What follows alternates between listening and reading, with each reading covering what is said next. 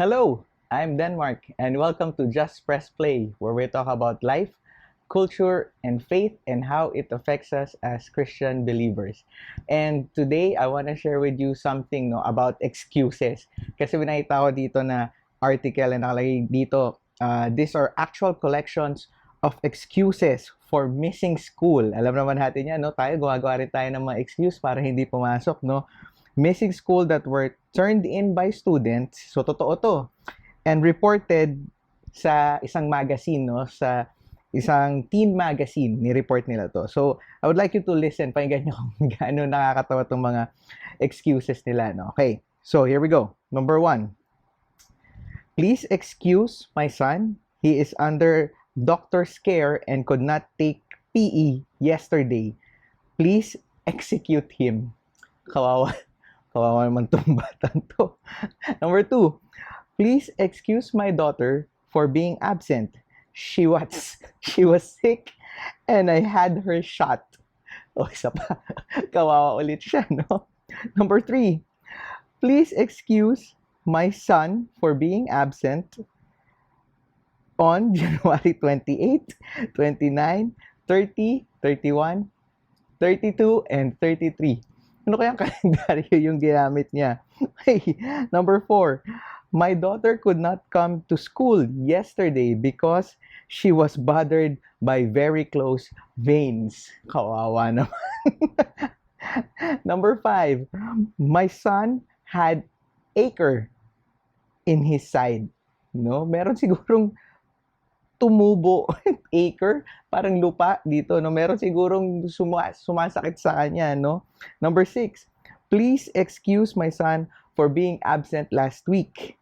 He could not talk because of laryngitis. Di ba pag masakit yung lalamunan mo, tawag doon laryngitis, sa kanya, hindi, si Larry at saka si gitis. Number 7, please excuse my daughter for staying home.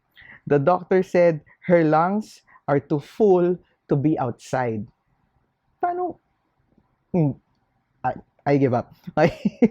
Number 8, please excuse my daughter from gym yesterday because she is in administration. Feeling ko may iba siyang gusto sabihin pero hindi niya nasabi ng tama. And number 9, please excuse my son for being absent. He had a cold and could not breathe well. Ano kay species ng anak niya? No, and lastly, ito, favorite ko to. No, please excuse me today. Ito, madalas ginagamit ko rin to. Please excuse me today from doing anything.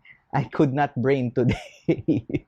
Di ba? Nakakatawa itong mga excuses na to, no, at sari-sari. And I'm sure hindi lang sa school para lang hindi tayo pumasok ang binibigay nating excuse. And we give lots of different excuses sa iba-iba at maraming bagay. And I wanna talk with you about those things, no? Excuses that we do. Excuses. So, people have all sorts of excuses for the things that they do. No? Some of them are legitimate. Totoo naman yun. At valid naman yung reason nila for an excuse. But most of them are not.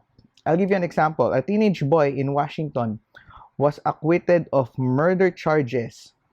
No, murder charges on the grounds that he was morally handicapped.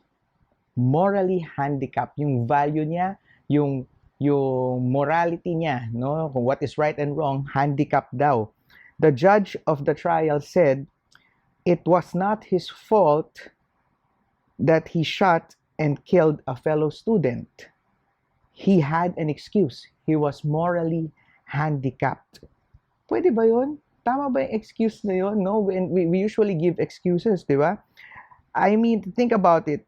The excuse for killing another person was because his morals are handicapped. Narinig nyo na ba yun? Uy, huwag nyo gagamitin yun na hindi magandang excuse yun, no? We've heard of mentally handicapped, but morally handicapped, no? Actually, offensive pa nga yung mentally handicapped, but that's not my point, no? But think about it, morally handicapped, no? The reality is that life doesn't work that way, na pag may mali kang ginawa, magbigay ka lang ng excuse, okay na. It doesn't work that way, that na absuelto ka na agad, no?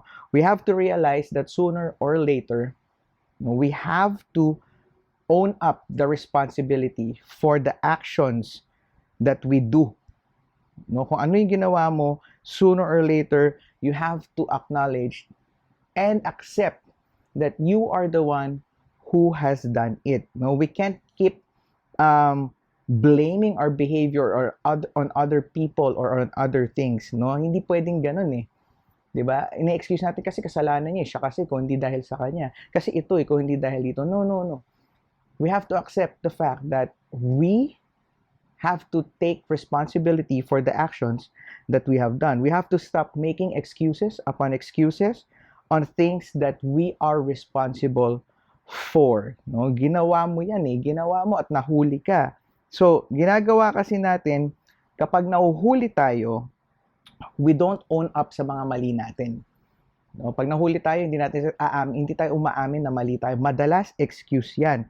We always try to justify the excuse, no, or the bad thing that we have done. Kaya ko lang naman 'to ginawa. Kaya ko lang naman 'yan nagawa dahil sa kanya. Kasi siya. Kung hindi dahil sa kanya, ganito yung mangyayari. Hindi ako ang dapat mong sisihin, dapat siya. No, madami na tayong ganyan. I've done it a lot of times, and I'm sure you have done it a lot of times. And you know what? Dapat walang ganun Dapat we have to own and accept our mistakes. We have to take responsibility for our actions and who we are. And, if there is a consequence to that, we have to accept that also. Part yun Part yun of the thing that you have done. You don't have to make excuses for that, no? Because at the end of it all, ikaw ang gumawa nun. Ikaw ang may katawan, ikaw ang may isip, ikaw ang nag-decide na gumawa nun. Whatever we post. So what does that mean? Whatever we post on social media, whatever we've said to people or to someone, whatever we've done, ikaw yun. So you have to own up to it. You have to take the responsibility and you have to stop making excuses for it. Now, again, don't get me wrong. There are some excuses na valid talaga, no? Like emergency excuses. Totoo naman talaga yon. But most of the time, like I'm saying, we make up excuses so that we will not take the responsibility. No? Minsan gumagawa tayo ng kalokohan, nag-i-enjoy tayo or namamali, nag-i-enjoy tayo, pero pagdating na sa responsibility, sa consequences, ayaw natin, pinapasa natin. We make excuses. And tayo bilang humans, makasalanan din tayo. And we have a lot of excuses for that.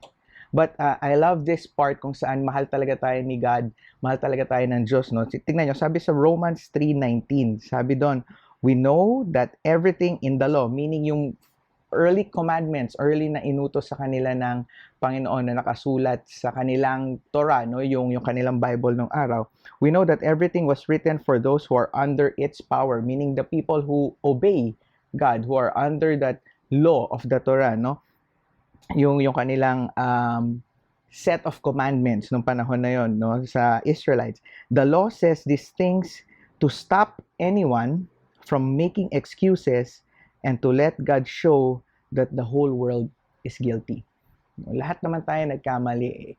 And itong yung sinasabi ko sa inyo, yes, nagkamali tayo and we will still continue to make mistakes. But I love the fact that God loves us. That's why He sent Jesus Christ. Guilty na nga tayo. We cannot make excuses for it, but we continue to do so. So, ito yung nangyari. That is the reason why Jesus came to earth. Dahil nga dyan, He is our excuse slip for all those wrongs that we have made. Siya lang yung valid na excuse slip. He is the one that gets us off the hook. Because when we have an authentic relationship in Him, when we believe in Him, when we follow Him, we are released from our guilt.